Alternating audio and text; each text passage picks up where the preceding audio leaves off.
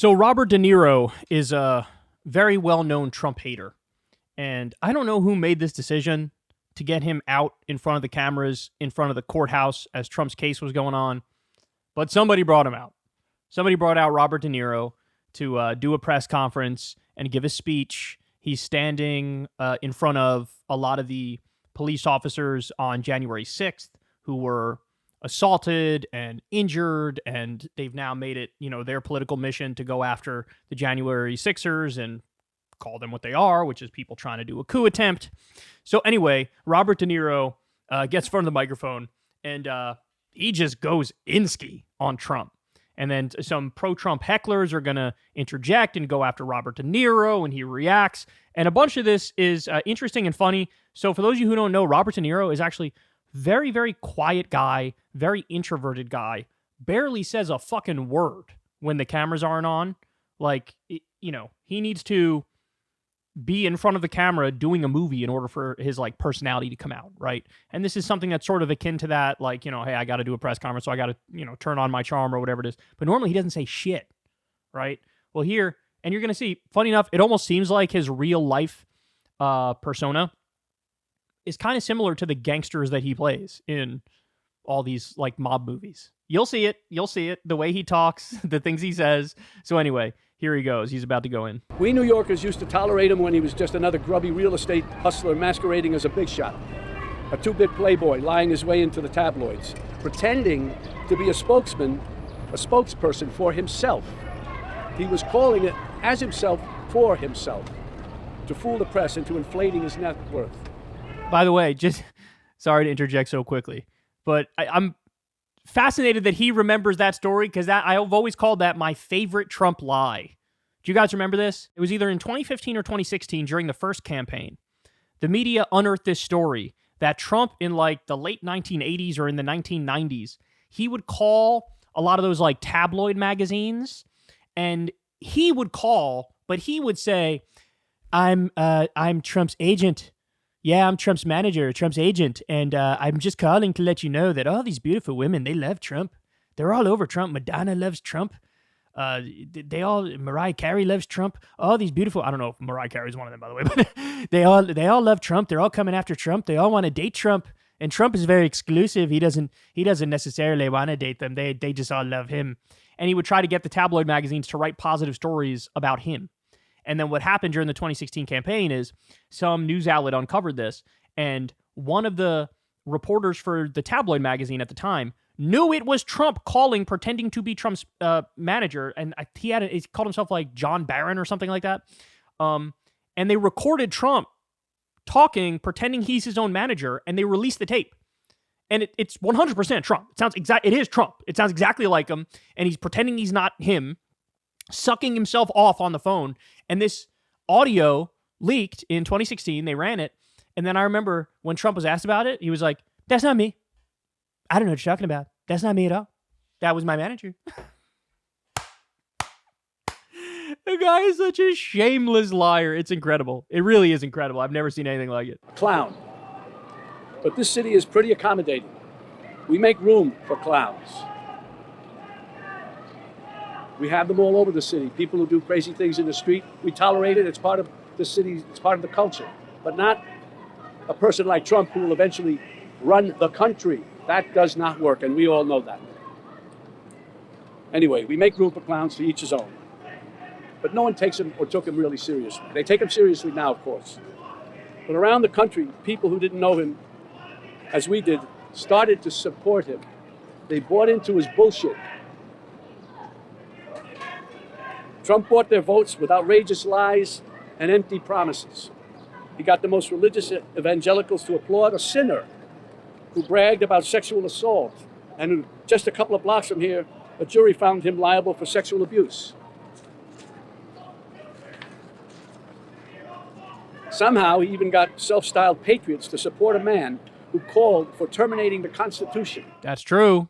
That's true. On the one hand, they're always like, the Constitution, we love the Constitution. And then Trump's like, we should terminate the Constitution. We should suspend it because what's happened to me is very unfair. And those same people were like, yeah, that's right. What? An angry mob to threaten democracy, leaving death and destruction in its wake. That's why I needed to be involved and wanted to be involved in the new Biden-Harris ad, because it shows the violence of Trump and reminds us that he'll use violence against anyone who stands in the way of his megalomania and greed. All right, but it is kind of ironic that you're like, I'm with Biden and Harris as they're arming and funding a genocide. And you're like, the problem with Trump is all the violence. He's pro-violence. Biden and Harris are anti-violence unless it's Palestinian babies that they're okay with carpet bombing. I just gotta say, look, he's an old dude, right? He's really old. So, I can give him a pass for being totally, like, resistance liberal-brained, DNC pilled. He's not as online as you or me. He doesn't know all the, you know what I'm saying? Like, I got you. I got you. You're resistance liberal. You got those brain worms. But that part I find very cringy. It's one thing to shit on Trump. I'm 100% with you there. Let's shit on him all day long, right? But once you start getting, that's why I'm with the Biden and Harris campaign. It's so genocide's okay if the Democrats do it? Is that where we're at? Well, it's a coward's violence. You think Trump ever threw a punch himself or took one? This guy who ran and hid in the White House bunker when there were protesters outside? No way. He doesn't get blood on his hands. No, he doesn't. He directs the mob to do his dirty work for him by making a suggestion. He would know that. How many mob characters has he played? And his gang grovels and follows his obvious order. It's no surprise that the murder rate and other violent crimes peaked under Trump and are falling under Biden. And now he's promising to use our own military to attack U.S. citizens. That's the tyrant. True, he didn't want to do the Insurrection Act, and there's talk he will do it again if he gets in there again. That's the tyrant he's telling us he'll be. And believe me, he means it. When Trump ran in 2016, it was like a joke. This buffoon running for president. No, never could happen. We'd forgotten the lessons of history that showed us other clowns who weren't taken seriously until they became vicious dictators. With Trump, we have a second chance. And no one is laughing now. This is the time to stop him by voting him out once and for all. We don't want to wake up after the election saying, what, again? My God, what the hell have we done? We can't have that happen again. Yesterday was Memorial Day. It's a good time to reflect on how Americans fought and died so that we may enjoy the freedoms guaranteed to us by a democratic government. A government that, as President Lincoln said, of the people, by the people, for the people, shall not perish from the earth. Under Trump, this kind of government will perish from the earth. I don't mean to scare you. No, wait, maybe I do mean to scare you. If Trump returns to the White House, you can kiss these freedoms goodbye that we all take for granted. And elections, forget about it. That's over. That's done. If he gets in, I can tell you right now, he will never leave. Isn't it funny that, like, it takes an actor to go harder against Trump than Biden? He's going way harder in the paint than Biden ever did against his own political opponent. What are we talking about here? He will never leave. What does that mean? Is that the country we want to live in? Do we want him running this country and saying, I'm not leaving, I'm dictator for life? He's likely to have a Big Mac-induced heart attack within the next 4 years, though, if we're being honest, right? And by the way, Biden's very likely to die within the next 4 years, too. Let's not get it twisted. But, you know, even if he wanted to do the whole dictator for life thing, which he may, TikTok, son. Them quarter pounders and Big Macs catching up with you, homie. The ad campaign reaches outside the bubble to remind supporters of what a danger he is to our lives. This is not a threat. This is a reality. And that's why I've joined the Biden-Harris campaign, because the only way to preserve our freedoms and hold on to our humanity is to vote for Joe Biden for president. I can't let that hold on to our humanity line pass, bro. I can't let that pass. God damn it, look at Gaza. Come on, man. Come on, man. Look, the thing that drives me crazy is that, in all seriousness, everything the resistance liberals say about domestic politics, they're right. They're right. Trump's an authoritarian. Trump wants to suspend the Constitution. Trump's an existential threat. Trump tried to overthrow the last election with the fake elector scheme. Their words, not mine. He's a criminal. All these things are totally true. He wants to do Project 2025, which just could just kiss the administrative state goodbye completely. The regulatory state, done, gone. big business capitalism on fucking steroids and corruption on steroids.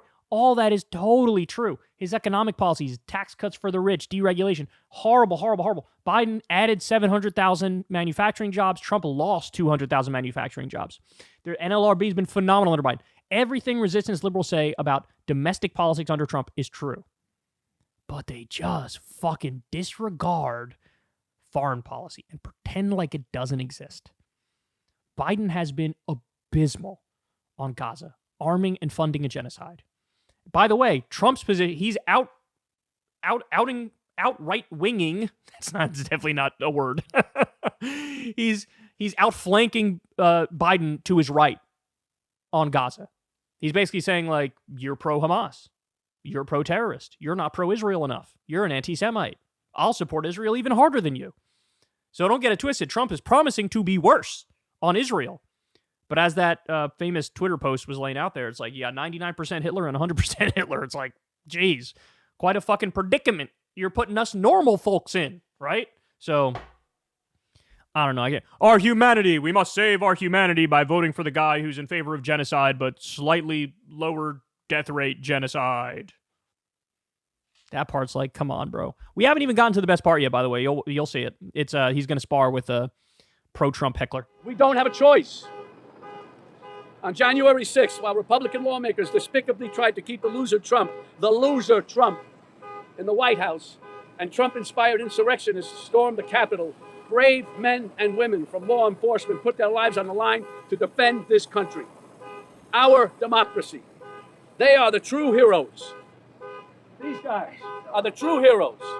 They stood and put their lives on the line for these lowlives, for Trump. They lied under oath. They lied under oath. Right. Who lied under oath? What are you telling me? Those two traitors lied. Excuse me? Those two traitors lied you. They lied under oath? That's right. What are you saying? They're traitors. They're traitors. I don't know. I don't even know how to deal with you, my friend. I don't even know how to deal with you. They stood there. They didn't have to. And there were other ones in there who probably were in with them a little bit too, and they found a way to get around. Not these guys. They stood there and fought for us, for you. For you. Well, they weren't fighting for me. No, they fought for you, buddy. You're able to stand right here now. They are the true heroes. He's not wrong about that, bro. He's not wrong about that. He's right, though, that there were definitely some Capitol police officers who were sympathetic to the January 6ers. And you saw the videos of them removing barricades and letting them by and letting them get in. There were some cops. It was a bit of an inside job with some of the cops there. Then there were others who were just trying to do their fucking job. And they got assaulted, they got attacked, they got run over, and they didn't have the numbers that they needed in order to keep order and make sure that they didn't go into Congress and obstruct and take pictures of the classified documents and have the fucking, the shaman running roughshod all around the Senate and all that fucking madness, the windows being broken and trespassing. You saw the Confederate flag being flown in the building.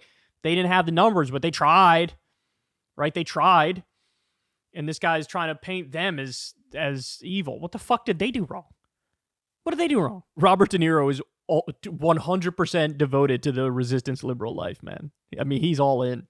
He's all in on it. And again, I'll repeat it. I find whenever these people criticize Trump, they're 100% right. I don't, there's nothing they say that I disagree with. Or maybe you could find one out of 100 things where it's like, yeah, that's not true. But 99% of the time, yep. They're right about that, right about that. So he's right. He's right. It's always when they do the thing where they like suck off Biden in comparison to Trump, it's like, that's ringing very hollow because he's arming and funding a genocide and you're pretending like he's not doing that. Or he simply doesn't care about foreign policy. But you should care about it under Trump. You should care about it under Biden. I think that's a pretty simple standard to have. Hey, y'all, do me a favor and like and subscribe. It helps out big time in the algorithm. Click the bell as well for notifications when videos drop, and watch that video on screen right now. You know you want to.